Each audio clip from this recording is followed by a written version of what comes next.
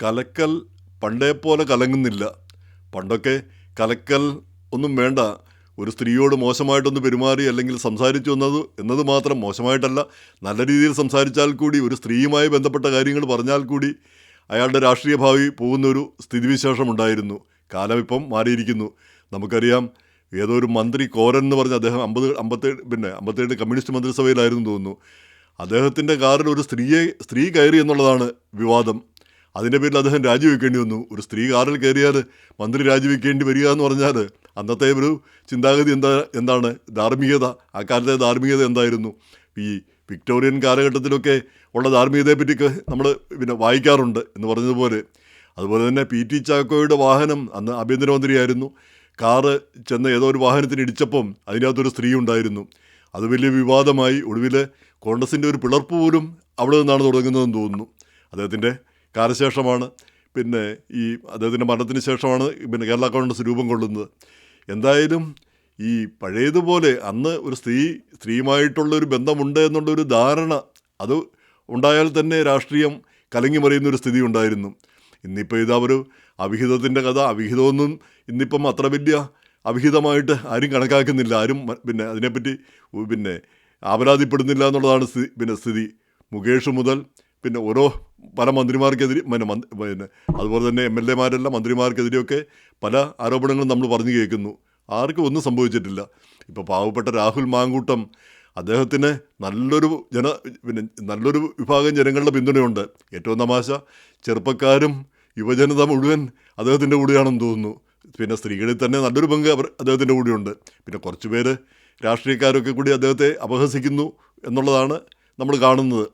അപ്പം എനിക്ക് തോന്നുന്നത് ഈ കലക്കലും ഈ പരിപാടി, അദ്ദേഹം യൂത്ത് കോൺഗ്രസിൻ്റെ പ്രസിഡൻ്റായിരുന്നു, അത് രാജിവെച്ചു. കോൺഗ്രസിൻ്റെ പ്രാഥമിക അംഗത്തിൽ നിന്ന് തൽക്കാലം സസ്പെൻഡ് ചെയ്തു. എന്നാലും MLA സ്ഥാനം വിട്ടിട്ടില്ല.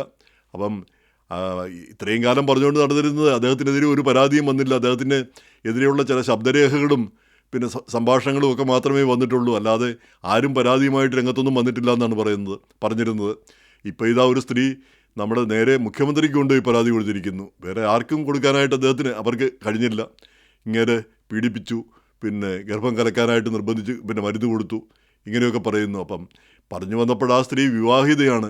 വിവാഹിതയായിരിക്കുന്ന ഒരു സ്ത്രീ ഒരു പുരുഷനുമായിട്ട് ബന്ധം സ്ഥാപിക്കുക എന്ന് പറഞ്ഞാൽ അതിൻ്റെ ആശാസ്യതയും അനാശാസ്യവും ഒക്കെ നമുക്ക് മനസ്സിലാവുന്നില്ല, അവരുടെ ധാർമ്മികത എന്താണെന്നുള്ളത്.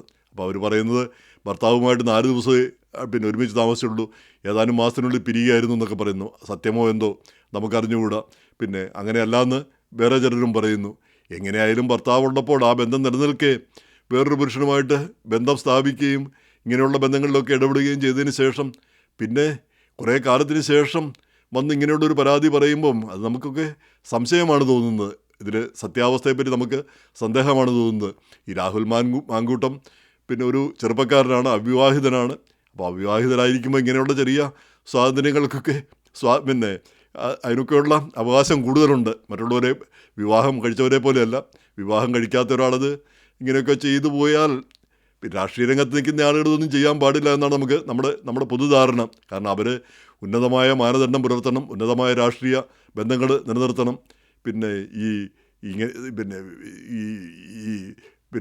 മാംസദാഹവും അതുപോലെയൊക്കെയുള്ള കാര്യങ്ങൾ അവരെ പിന്നോട്ട് വലിക്കുന്നതെന്ന് പറയുമ്പം അവരൊക്കെ വീണു പോകുന്ന ആളുകളാണ്. എപ്പോൾ വേണേലും ആർക്ക് വേണേലും ഇങ്ങനെയുള്ള കാര്യങ്ങളൊക്കെ ഉപയോഗിച്ച് അവരെ ബ്ലാക്ക് മെയിൽ ചെയ്യാൻ പറ്റുമെന്നൊക്കെ വന്നു കഴിഞ്ഞാൽ അത് രാഷ്ട്രീയ രംഗത്തൊക്കെ വലിയ പ്രശ്നങ്ങളുണ്ടാക്കുന്ന കാര്യമാണ്. പക്ഷേ പഴയ രീതിയിലുള്ളൊരു ധാർമ്മികതയല്ല ഇപ്പോൾ എന്ന് തോന്നുന്നു കേരളത്തിൽ.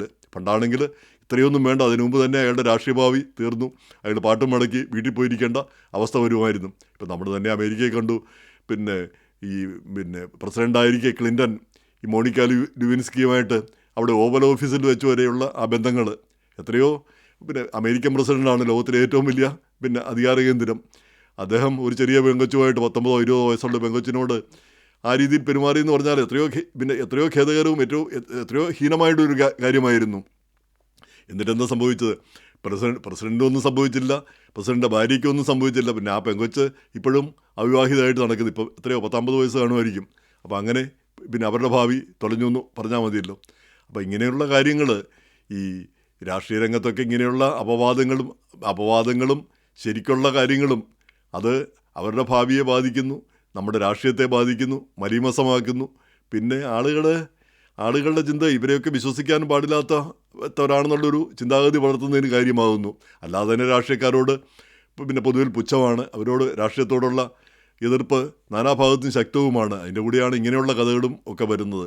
അപ്പം പിന്നെ ഈ നമുക്കറിയാം പിന്നെ ഈ അമേരിക്കയിലും മറ്റും കത്തോലിക്ക സഭയെ പറ്റി പിന്നെ പലരും പറയുന്നത് കത്തോലിക്ക സഭയിൽ ഈ വൈദികരുടെ വൃത്തികേടുകൾ അത് കാരണമാണ് ആ സഭയിലുള്ള വിശ്വാസം നഷ്ടപ്പെട്ടതെന്ന് പറയുന്ന പല ആളുകളെയും കണ്ടിട്ടുണ്ട്. എന്ന് പറഞ്ഞതുപോലെ ഈ രാഷ്ട്രീയ രംഗത്തൊക്കെ ഉള്ളവർ ഒരു നല്ല മാനദണ്ഡം പിന്നെ അല്ല അവർ പിന്നെ പിന്നെ ധാർമ്മികതയില്ലെങ്കിൽ ധാർമ്മികതയുടെ കാര്യത്തിൽ സ്വീകരിക്കുന്നില്ലെങ്കിൽ അത് പൊതുസമൂഹത്തെ തന്നെ ബാധിക്കുമെന്നുള്ളതാണ് സത്യമായിട്ടുള്ളൊരു കാര്യം. ഇപ്പം നമുക്കറിയാം, കഴിഞ്ഞ ഒരു ഏറ്റവും ആദരണീയനായ ഒരു നേതാവിനെ പറ്റി അപഖ്യാതി പറഞ്ഞു കൊടുത്ത് പിന്നെ പറഞ്ഞു പറിച്ചത് നമ്മൾ കേട്ടതാണ്. അതും അത്രയും പ്രായമുള്ള ഒരു വ്യക്തിയെപ്പറ്റി എത്രയോ നിന്ദ്യമായിട്ടത് ഇന്നും അത് ശരിയാണെന്ന് വിശ്വസിക്കുന്ന നല്ലൊരു പങ്കാളുകളുണ്ട്. പിന്നെ തെറ്റാണെന്ന് പിന്നെ അദ്ദേഹം ഒരിക്കലും ഇങ്ങനെയുള്ള കാര്യങ്ങളിൽ പിന്നെ എതിരഭിപ്രായം പറയാനോ അല്ലെങ്കിൽ അത് പിന്നെ തെറ്റാണെന്ന് സ്ഥാപിക്കാനോ ഒന്നും ശ്രമിക്കാത്ത വ്യക്തിയാണ്. എന്നിട്ട് കൂടി ആ അപവാദം ആ അന്തരീക്ഷത്തിൽ ഇപ്പോഴും തങ്ങി നിൽക്കുന്നു.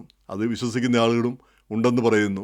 അപ്പോൾ അങ്ങനെ ഈ രാഷ്ട്രീയ രംഗത്ത് പിന്നെ ഉയർന്ന മാനദണ്ഡങ്ങളും ഉയർന്ന ധാർമ്മികതയൊക്കെ പുലർത്താൻ വിധിക്കപ്പെട്ടവർ, അങ്ങനെ ചെയ്യേണ്ടവർ ഇങ്ങനെയൊക്കെയുള്ള പിന്നെ പിന്നെ കാര്യങ്ങളിലേക്കൊക്കെ വീണു പോകുന്നു എന്ന് പറയുന്നത് ഖേദകരമാണ് എന്ന് മാത്രം. അതുകൊണ്ട് മാത്രം അവരുടെ ഭാവി നശിക്കണം അല്ലെങ്കിൽ അവരെ പിടിച്ച് ജയിലിലിടണം എന്നൊന്നും അർത്ഥമൊന്നുമില്ല. കാരണം ഇതിൽ കുറ്റകൃത്യം എത്രയുണ്ടെന്ന് നമുക്ക് തന്നെ ഒരു സന്ദേഹമാണ് തോന്നുന്നത്. ഇതിൽ രാഷ്ട്രീയമാണ് കൂടുതലുള്ളത്, കുറ്റകൃത്യത്തെക്കാൾ കൂടുതലുള്ളത് എന്ന് തോന്നുന്നു. പിന്നെ വ്യക്തിപരമായിട്ട് ഈ ധാർമ്മികത പാലിക്കാൻ ഇഷ്ടമില്ലാത്ത ആളുകൾ അവരെ എലക്ട് ചെയ്യണമെന്ന് ജനം കൂടി ഒന്ന് ആലോചിക്കേണ്ടതുണ്ട്. ഇങ്ങനെ ധാർമ്മികമൊന്നും പിന്നെ വീട്ടിൽ കയറ്റാൻ കൊള്ളാത്തവരെ ഒക്കെ നമുക്ക് എലക്റ്റഡ് ഒഫീഷ്യലാക്കി മാറ്റുന്ന ഒരു സ്ഥിതിയും ശരിയല്ലല്ലോ.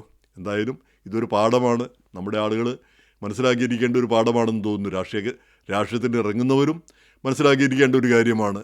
ഈ സ്ത്രീകളൊക്കെ പിന്നെ എല്ലാത്തിനും സഹകരിച്ചിട്ട് പിന്നെ കുറച്ച് നാൾ കഴിഞ്ഞിട്ട് കുറേയേറെ നാൾ കഴിഞ്ഞിട്ടാണ് പിന്നെ അപവാദവും ആക്ഷേപമായിട്ടൊക്കെ വരുന്നത്. അപ്പം പിന്നെ യുവാക്കന്മാരുടെ ഭാവി നശിപ്പിക്കാനായിട്ട് ഏറ്റവും നല്ല കാര്യമാണ് ഇങ്ങനെയുള്ള ആരോപണങ്ങളും പിന്നെ അപവാദങ്ങളും ഉയരുന്നത്. കുടുംബജീവിതമൊക്കെ തകർക്കുന്നതിന് ഏറ്റവും എളുപ്പമുള്ള കാര്യമാണ് ഇതിപ്പം. ഇവിടെ രാഹുൽ പിന്നെ അവിവാഹിതനാണ് എന്നുള്ളൊരു മെച്ചം അദ്ദേഹത്തിനുണ്ട്. എന്തായാലും ഇതൊന്ന് ഈ കോടതി മുഖേന ഒന്ന് കെട്ടടങ്ങി തീരട്ടെ. ഇങ്ങനെ ഈ വൃത്തികെട്ട കാര്യങ്ങളൊക്കെ ഈ കേരളത്തിൽ ചാനൽ മുഴുവൻ ചർച്ച മുഴുവൻ ഈ വൃത്തികെട്ട കാര്യമാണ് സംസാരിക്കുന്നത്. ആർക്കാണ് ഇത് വേണ്ടത്? Who cares? പിന്നെ രാഹുൽ തന്നെ നേരത്തെ പറഞ്ഞ പോലെ ഇതൊക്കെ ആരാണ് ശ്രദ്ധിക്കുന്നത്, ഈ ഇങ്ങനെയുള്ള വൃത്തികെട്ട കാര്യങ്ങൾ? എന്തായാലും ഈ ചർച്ചകൾ നമ്മുടെ സമൂഹത്തെ മലീമസമാക്കുന്നതിന് മുമ്പ് അധികൃതർ എന്തെങ്കിലും ഒരു നടപടിയെടുത്ത് ഈ പ്രശ്നമൊന്ന് അവസാനിപ്പിക്കട്ടെ ഏതായാലും.